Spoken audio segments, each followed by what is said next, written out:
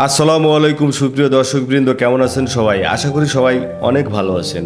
অপর সৌন্দর্যের লীলাভূমি মাতৃতুল্য বাংলাকে ভালোবাসি, ভালোবাসি বাংলা মায়ের বিছিয়ে রাখা সবুজে ভরা শীতল আঁচল।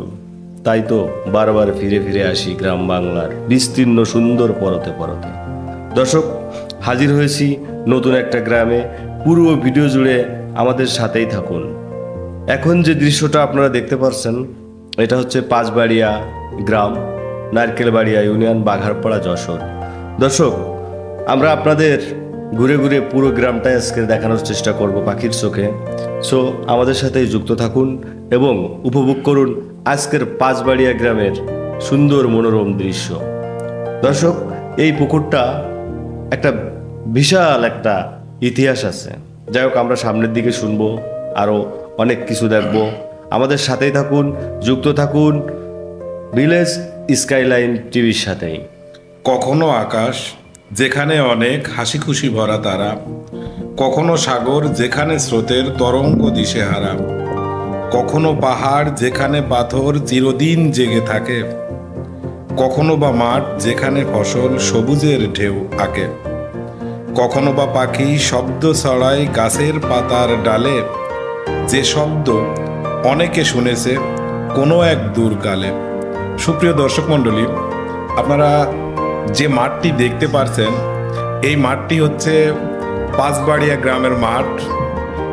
মাঠের ঠিক মাঝ দিয়ে এই যে আঁকা বাঁকা যে রাস্তাটি বয়ে গেছে, সেই রাস্তাটির সঙ্গে আমার ছেলেবেলার কিছু ঘটনা জড়িত।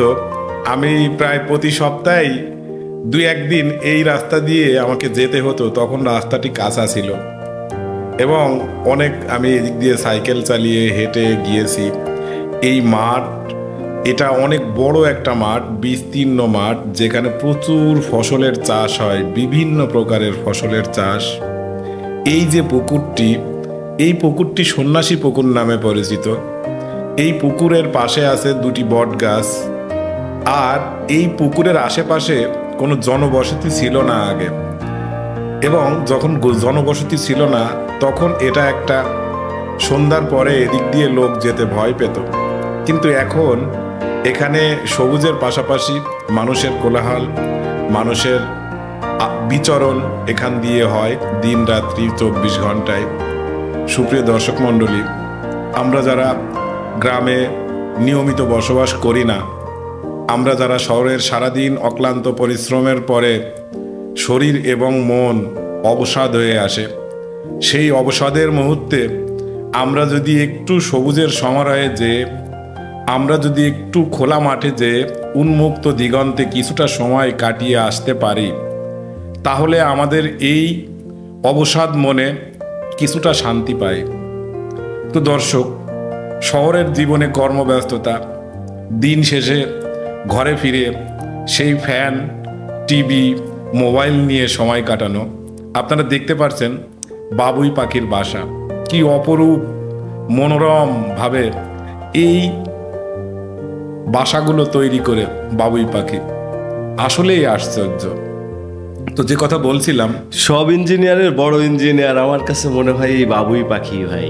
সিরিয়াসলি, আমি এটার হিস্ট্রিটা পুরোপুরি জানতাম না।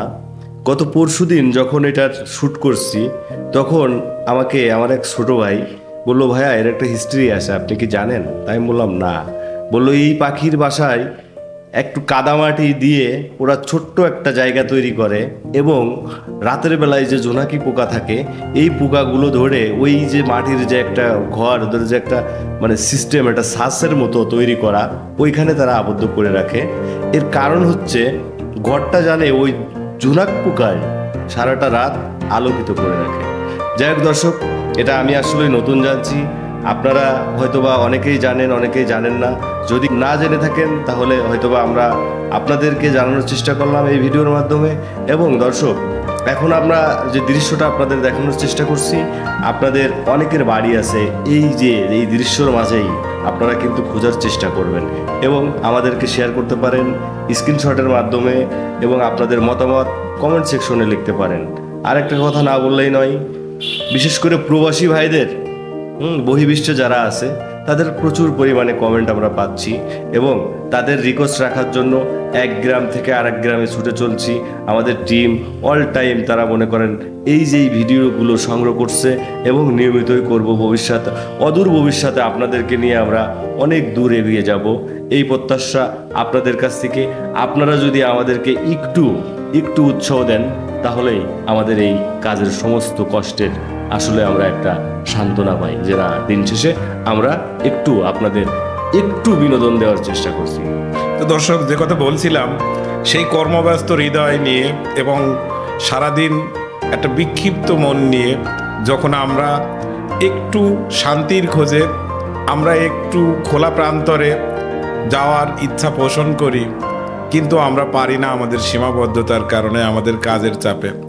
তো সেই সব মানুষদের, সেই সব ভাই ও বোনেদের অন্তরে সামান্য একটু প্রশান্তির ছোঁয়া এঁকে দেয় ভিলেজ স্কাইলাইন টিভির পক্ষ থেকে আমাদের এই প্রয়াস। আশা করি আপনারা আমাদের সঙ্গেই থাকবেন, ভিলেজ স্কাইলাইন টিভির সঙ্গেই থাকবেন। এই গ্রামটিতে অনেক মানুষের বসবাস, মোটামুটি বড় একটা গ্রাম, বড় বড় গাছ দ্বারা বেষ্টিত চারিপাশ, এবং সবচেয়ে বড় ব্যাপার হচ্ছে এই গ্রামটি হচ্ছে এমন একটা গ্রাম যার প্রায় চারিপাশেই ফাঁকা বিস্তীর্ণ মাঠ, এবং এই মাঠ পেরিয়ে ঠিক তারপরে অন্যান্য গ্রামে ঢুকতে হয়। আর এই কারণে এই গ্রামের মানুষেরা, অধিকাংশ মানুষ উপার্জনের জন্য কৃষিকেই তাদের প্রধান পেশা হিসাবে তারা গ্রহণ করেছে। তো সুপ্রিয় দর্শক মণ্ডলী, বাংলাদেশের প্রতিটি কোনায়, প্রতিটি প্রান্তরে কারো না কারো বসতি, এবং এই গ্রামটায় যারা বসতি স্থাপন করেছে সেই পাঁচবাড়িয়াবাসীকে আমি অভিনন্দন জানাই, এবং ভিলেজ স্কাইলাইন টিভির পক্ষ থেকে তাদের কাছ থেকে অনেক কমেন্ট চাই যে কোথায়, কোন জায়গায় তাদের বাড়ি। এই যে প্রাঙ্গণটি, এই যে মাঠটি, এটা আছে পাঁচবাড়িয়া স্কুল মাঠ। আপনাদের ঘুরে ঘুরে পাখির চোখে দেখানোর চেষ্টা করলাম। জানি না আসলেও কতটুকু আপনাদের আনন্দ দিতে পারলাম। দর্শক, সবাই ভালো থাকবেন, সুস্থ থাকবেন এই প্রত্যাশায়। আসসালামু আলাইকুম।